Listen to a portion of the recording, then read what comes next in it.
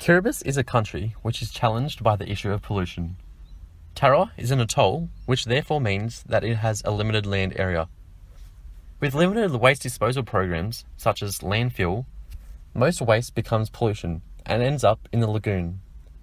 South Tarawa, which is the area shaded red on this map, is the most urbanised part of Kiribati and is very different to the other islands, as well as North Tarawa.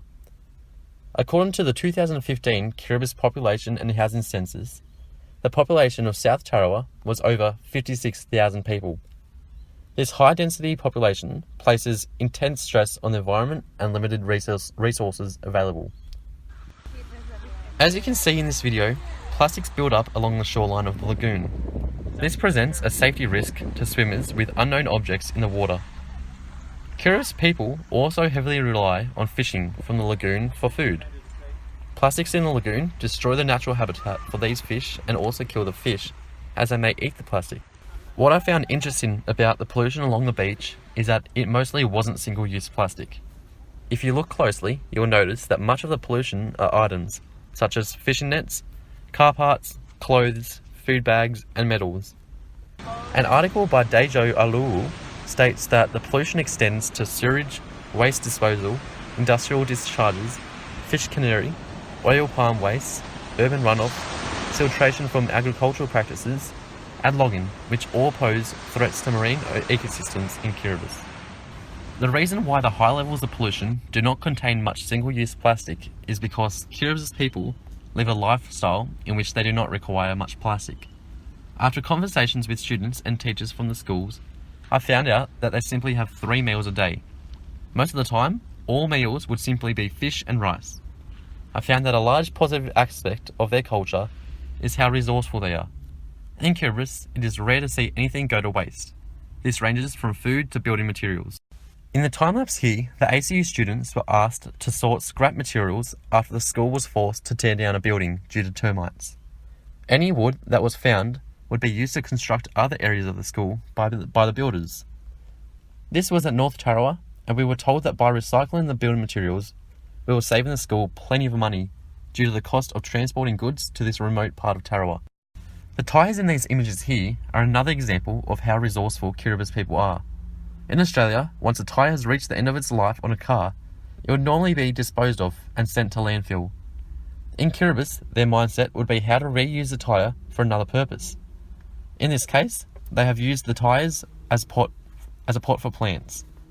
This saves the tyre from becoming pollution on the island and also means that they are not required to source other new materials for a pot.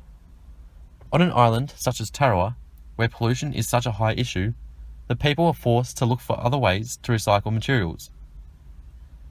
What they have shown is that it is possible to recycle just about any material. In Australia and other parts of the global north world, we are not resourceful at all. The reason why is because people don't think that we need to be. It is easy to be wasteful in Australia because people will easily create waste and throw it in the rubbish, where it is out of sight and no longer their problem. According to ABC's program, War on Waste, 85% of soft plastics from bags and packaging in Australia ends up in landfill.